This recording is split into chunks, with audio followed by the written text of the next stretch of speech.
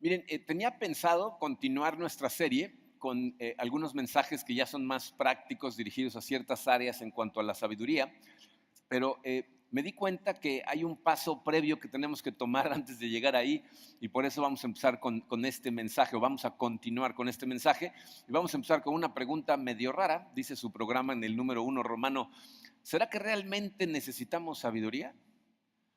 Miren, y sé que suena extraña la pregunta, sobre todo si estuviste aquí la semana pasada y escuchaste que hablamos de la importancia de la sabiduría. Pero les voy a decir por qué la pregunta. Miren, hay una confusión en la cabeza de muchas personas que se llaman a sí mismos cristianos, con los que yo he tenido de platicar la oportunidad, con muchos, no les estoy hablando de una o dos personas, muchas personas que, fíjense, lo que me cuentan son la cantidad de problemas en los que se han metido por cosas que han hecho, ¿no? Pierden matrimonios, se pelean con hijos, tienen hijos fuera del matrimonio, pierden su trabajo, o sea, una bola de complicaciones, y luego al final me dicen, pero bueno, es la voluntad de Dios.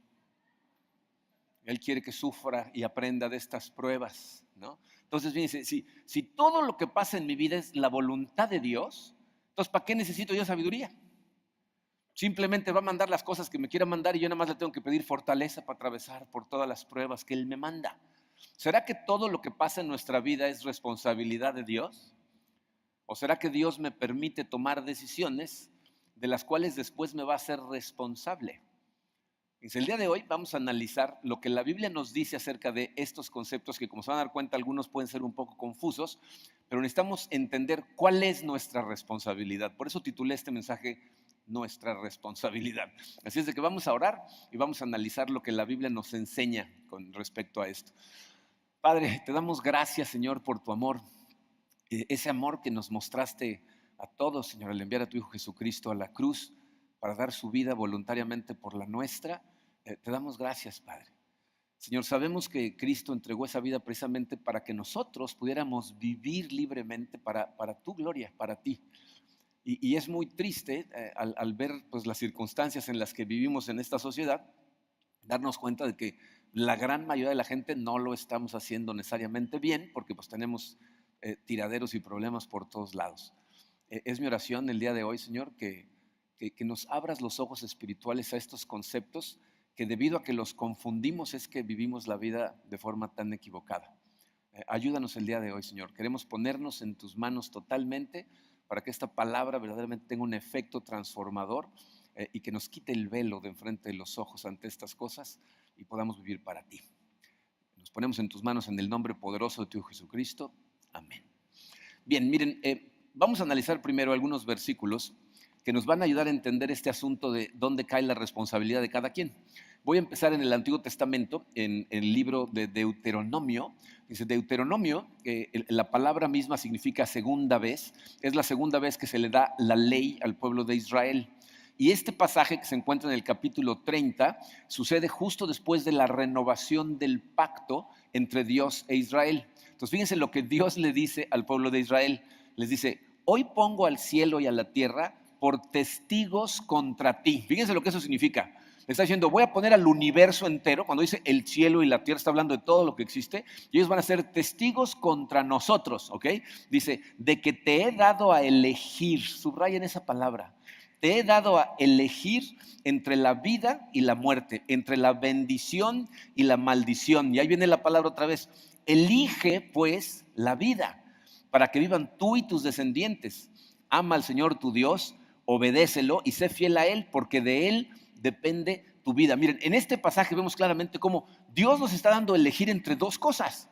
Entonces, elige entre la vida o la muerte, ¿no? Entre recibir una vida llena de bendiciones o una vida llena de maldiciones. Y también nos muestra lo que Él desea para nosotros. Dice, elige la vida. No, te sugiero, dice, no, que elijas la vida. Y también nos dice lo que elegir la vida significa. Dice, ama al Señor tu Dios, obedécelo, sé fiel a Él, ¿no? Entonces nos está diciendo que podemos escoger estas cosas.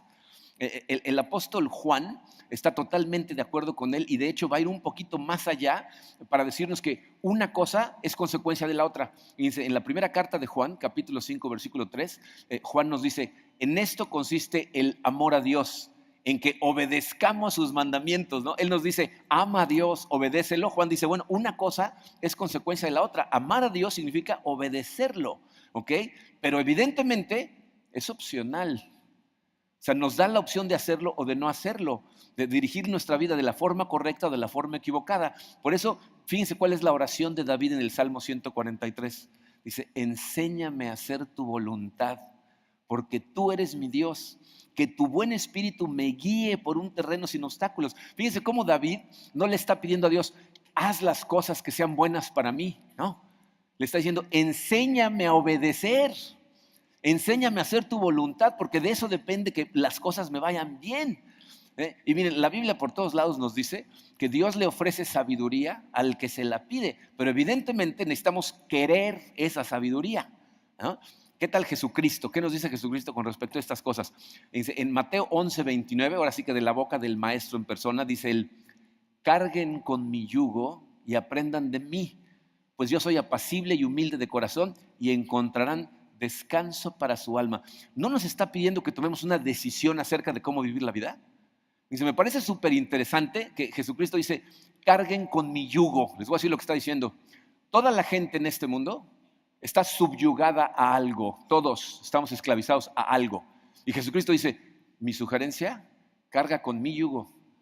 Porque yo soy una persona apacible, humilde de corazón. Dice, ¿quieres descanso para tu alma? Carga con mi yugo. ¿Suena eso como que tenemos la libertad para escoger?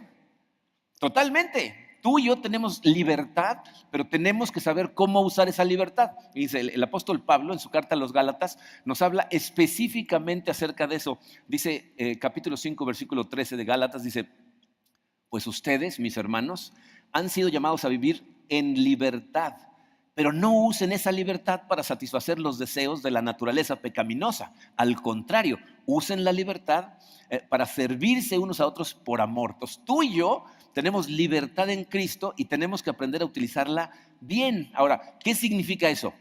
¿Que Dios no es soberano sobre todas las cosas porque yo tengo libertad de hacer lo que yo quiera?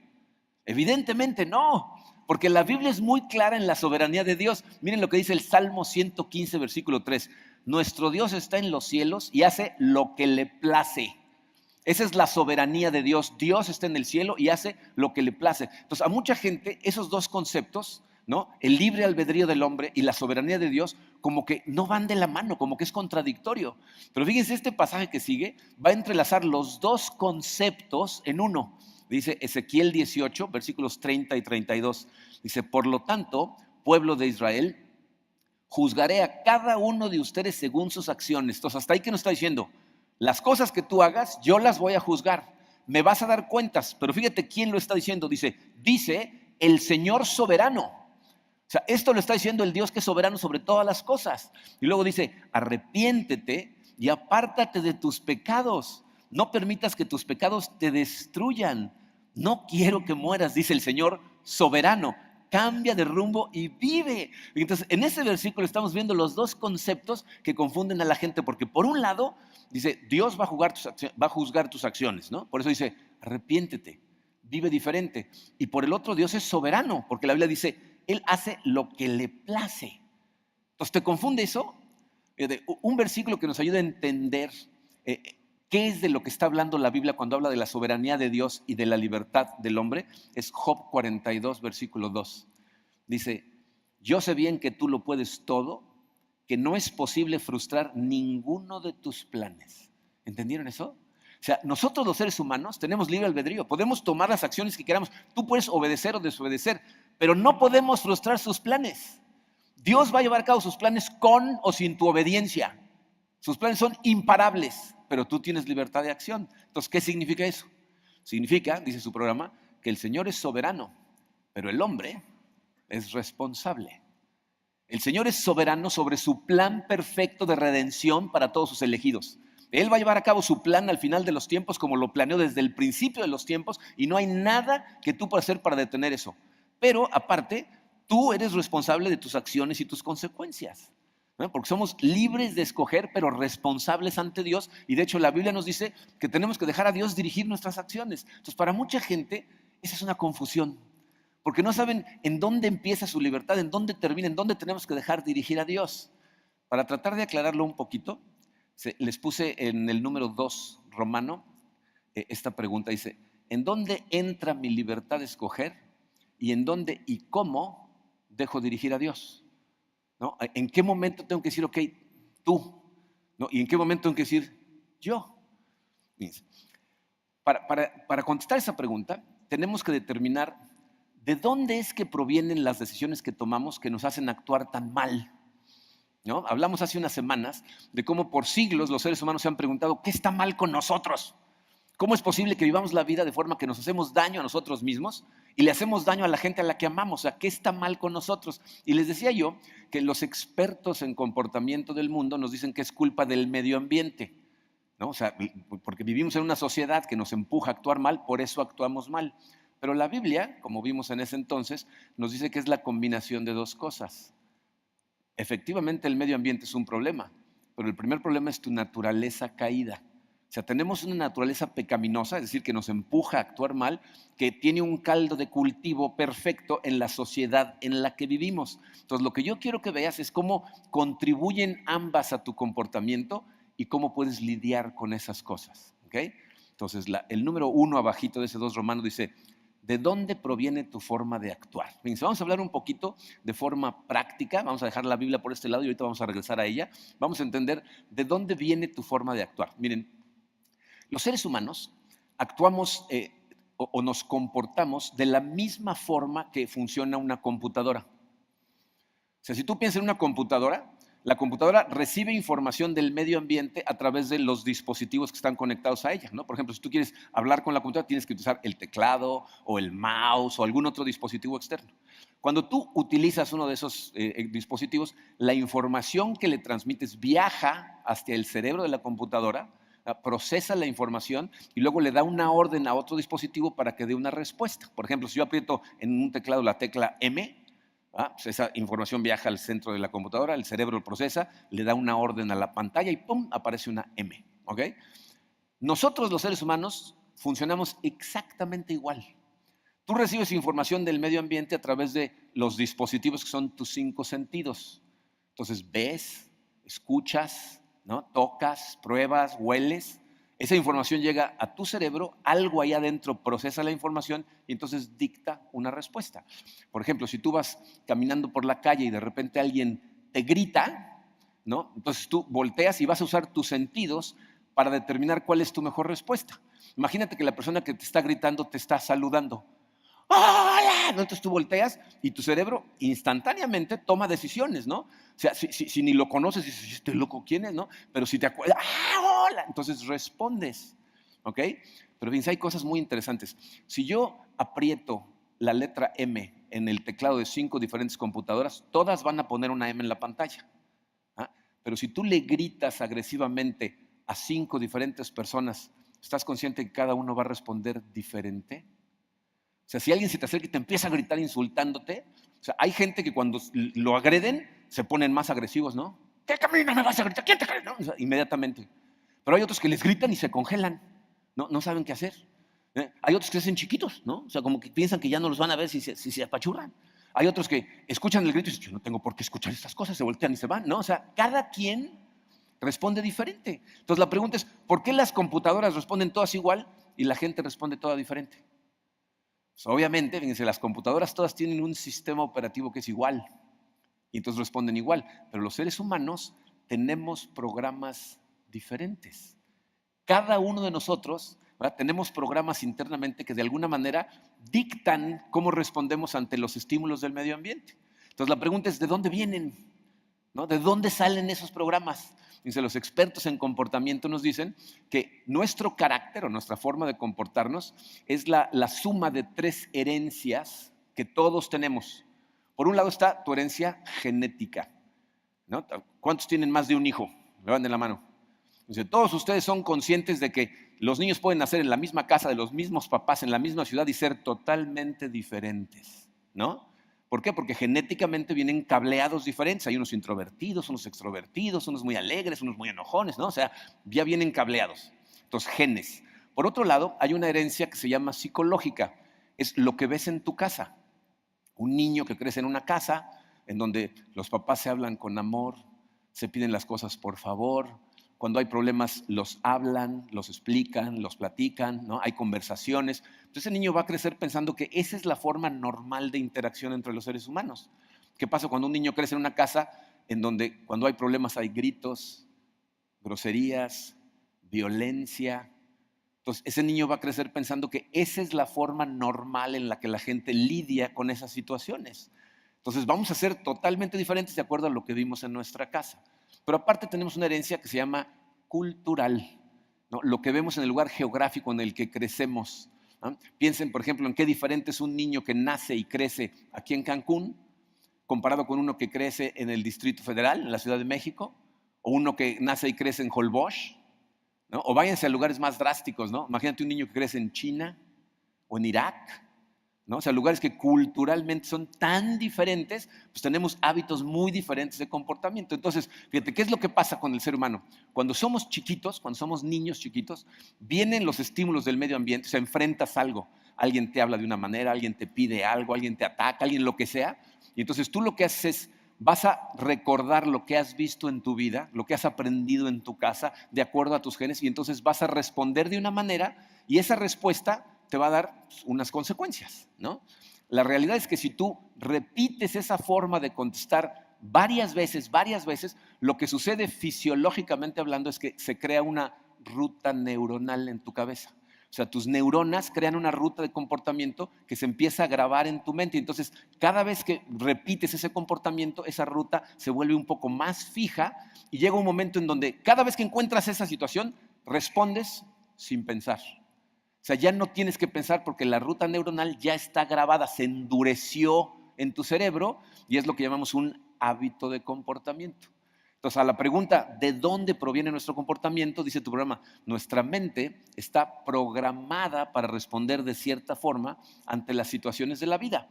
Tienes que entender que ese es un diseño de Dios, ¿eh? O sea, Dios nos diseñó de esa manera a propósito para ahorrarnos el tener que analizar de nuevo todas las circunstancias todo el tiempo. Imagina si tú tuvieras que reaprender siempre cómo responder ante los estímulos del medio ambiente. ¿Te imaginas si tuvieras que aprender a abrocharte los zapatos todos los días? No, no lo necesitas. Al principio tienes que estar concentradísimo, pero al rato te abrochas los zapatos y ni siquiera tienes que estar viendo. Igual que manejar, ¿no? O sea, al rato manejas y ni siquiera te acuerdas cuando pasaste por ciertos lugares. Bueno, igual es tu comportamiento en tu interacción con la gente. Empiezas a contestar sin pensar, ¿ok? Entonces, con el tiempo, nuestra mente está llena de rutas pavimentadas neuronales. Te voy a decir cuál es el problema. Que la mezcla de una naturaleza caída, ¿verdad?, con el medio ambiente que tenemos, lo que crea es que todos hayamos crecido en familias disfuncionales. Todos, ¿eh? Todas las familias del mundo son disfuncionales, unas más disfuncionales que otras, ¿no? Como un amigo decía, todos somos iguales, pero unos más iguales que otros, ¿no? Entonces, bueno, es igual, ¿no? O sea, hay disfuncionalidad, pero todos somos disfuncionales. Entonces, ¿qué es lo que pasa? Que tenemos grabados comportamientos que son contraproducentes, es decir, producen resultados que no te gustan, producen dolor en tu vida, producen problemas, pero ya están grabados ahí. Por eso en la Biblia, dice Proverbios 4:23, dice, cuida tu mente más que nada en el mundo, porque ella es fuente de vida. O sea, lo que tienes programado en tu mente, eso va a dictar tu comportamiento. Entonces, la suma de tus programas generan tu carácter y tu carácter genera tu comportamiento y tu comportamiento tus consecuencias. Les voy a decir cuál es el problema para todos los que estamos en esta sala, que somos mayores de 8 años de edad. De acuerdo a los expertos, 90% de tu carácter se forma antes de los 8 años de edad.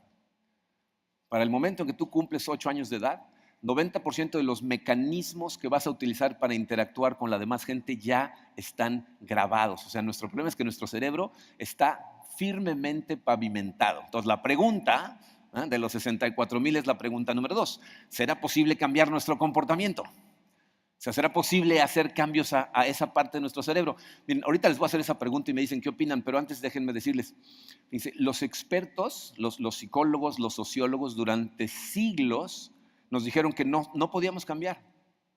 Y nos decían que no podíamos cambiar porque se creía que el cerebro era inflexible. Es decir, una vez que se creaba una ruta neuronal ya no se podía cambiar. Por eso psicólogos clásicos como Sigmund Freud Decían que nosotros somos un producto de nuestras circunstancias y una vez que teníamos el comportamiento grabado, ya no lo podíamos cambiar. ¿Ok?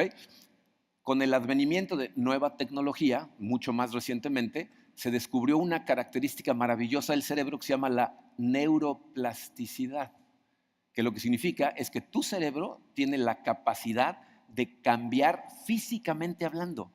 ¿Cómo? Fíjate, cada vez que tú tomas una decisión diferente a la que habías tomado antes, estás escribiendo una ruta neuronal diferente, que al principio es muy débil, ¿no? Pero si la repites y la repites, poco a poco se van fortaleciendo y lo que va sucediendo es que tu cerebro literalmente está cambiando de forma física. Si pudieras ver las rutas neuronales en tu cerebro, verías cómo se está transformando. Y miren, les voy a decir que es muy simpático. Hay gente que piensa que la ciencia es enemiga de la Biblia. Pero eso no es cierto. Dice, los verdaderos científicos, o sea, los científicos honestos, lo que están haciendo es perseguir la verdad. O sea, quieren saber cómo funciona el universo realmente. No les interesa probar sus teorías, sino encontrar la verdad. Y cada vez que un científico llega a la verdad es igual a la Biblia. Siempre. Fíjense lo que el apóstol Pablo escribió cerca de 2000 años atrás. Romanos 12:2 dice, no se amolden al mundo actual, sino sean transformados mediante la renovación de su mente. Así podrán comprobar cuál es la voluntad de Dios, buena, agradable y perfecta. Fíjense, lo que está diciendo ese pasaje es, no permitas que tu mente se quede programada de la misma forma que están programadas las mentes de toda la gente del mundo.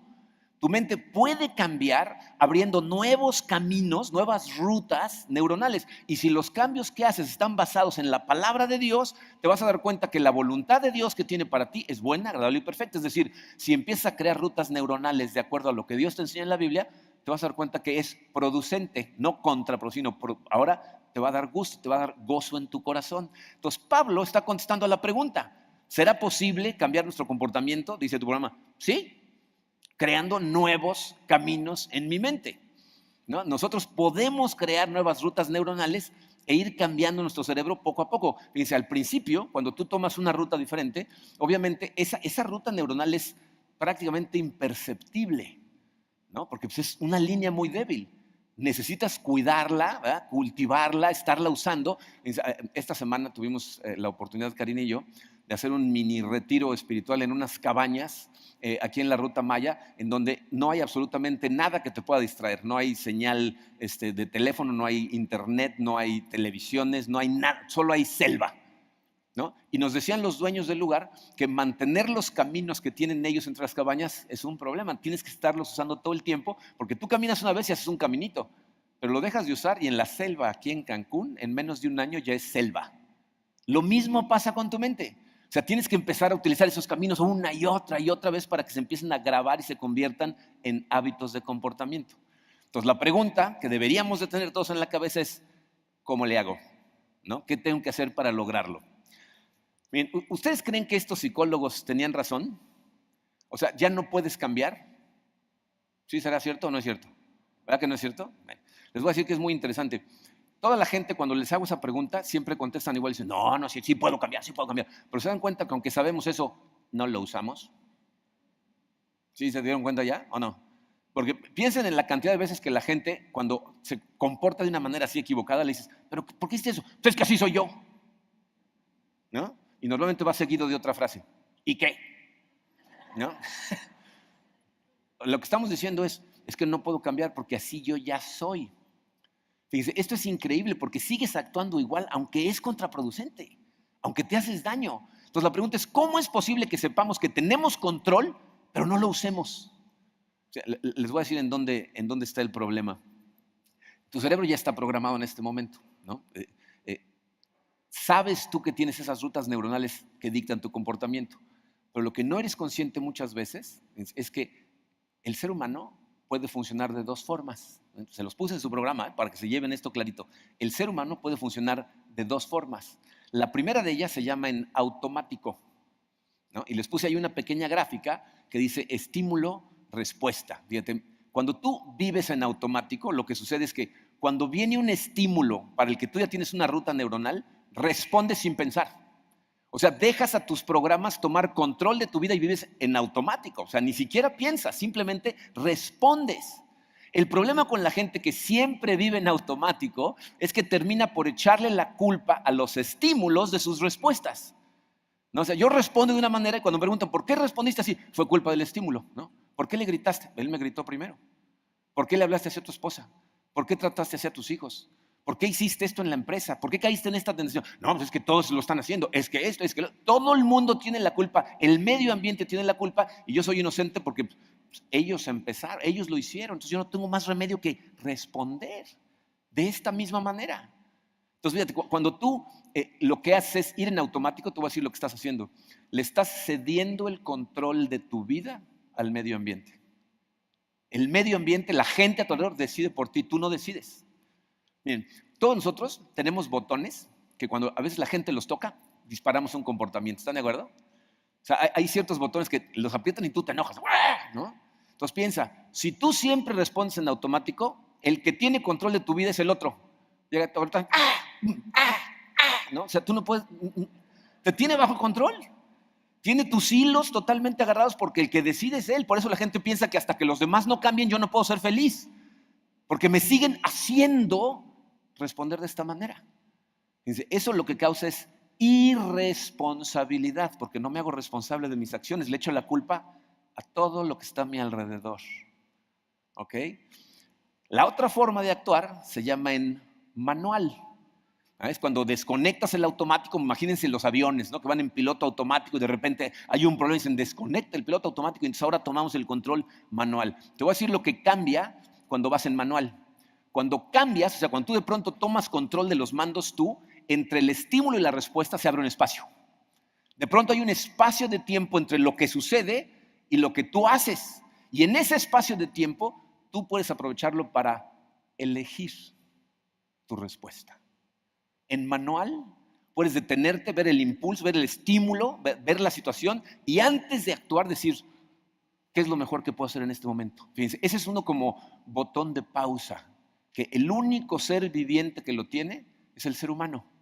A todos los demás animales, todo lo que existe que está vivo, responde por programación, no tienen opción. Nosotros podemos detenernos, apretar el botón de pausa y decir, a ver, ¿qué hago antes? ¿No? Fíjense, esa es la capacidad que nos dio Dios de ser conscientes. Tenemos conciencia de que estamos a punto de tomar una decisión y que esa decisión va a traer una consecuencia. Entonces tenemos la capacidad de análisis y de elegir lo mejor. Y esa capacidad lo que nos hace es responsables. O sea, tenemos la posibilidad de responder como nosotros escojamos, porque apretamos el botón de pausa. ¿Ok? Entonces nosotros somos los únicos que lo podemos hacer, pero ¿qué hace falta? O sea, ¿cómo puedo empezar a utilizar ese botón de pausa? Fíjense, primero, letra A, dice, necesito aceptar que el responsable de mis acciones soy yo. Lo primero que tienes que hacer es dejar de poner excusas, dejar de echarle la culpa al medio ambiente, dejarle de echar la culpa a tu pareja, a tus hijos, a tu jefe, a toda la gente a tu alrededor y decirte a ti mismo, el responsable de esto soy yo.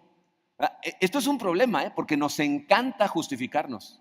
Nos encanta apuntarle a la demás gente para decirles, la culpa la tienes tú. No, nada más acuérdense, como decía Zig Ziglar, cuando tú le apuntas con el dedo a otra persona, un dedo le apunta a la otra y 3 otros te apuntan a ti, ¿no? O sea, te le echamos la culpa a los demás.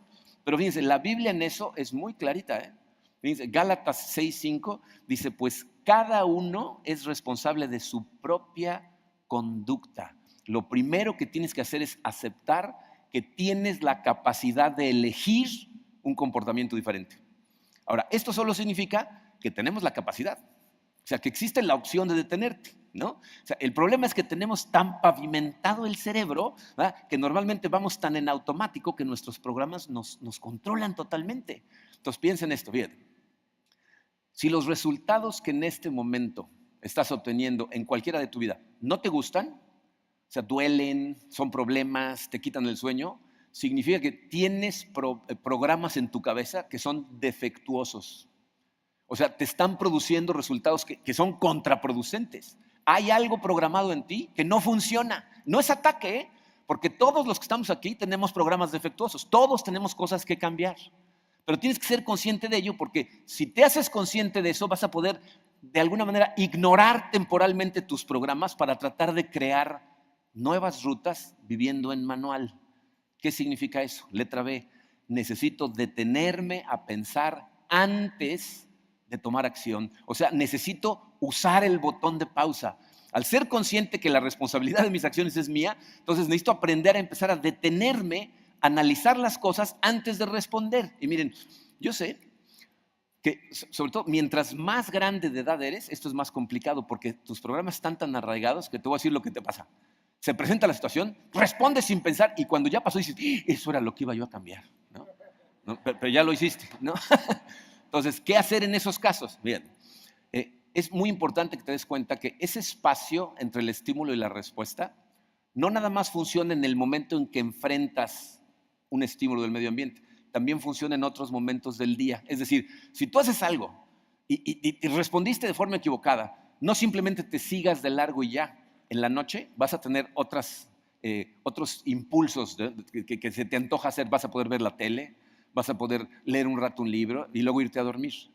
Pero también puedes escoger decir, a ver, me voy a detener y voy a hacer de la mano de Dios un análisis de qué pasó en mi día y tratar de identificar qué momentos de mi día alguien apretó un botón o dijo algo o me tentó algo y yo sin pensar respondí de forma equivocada.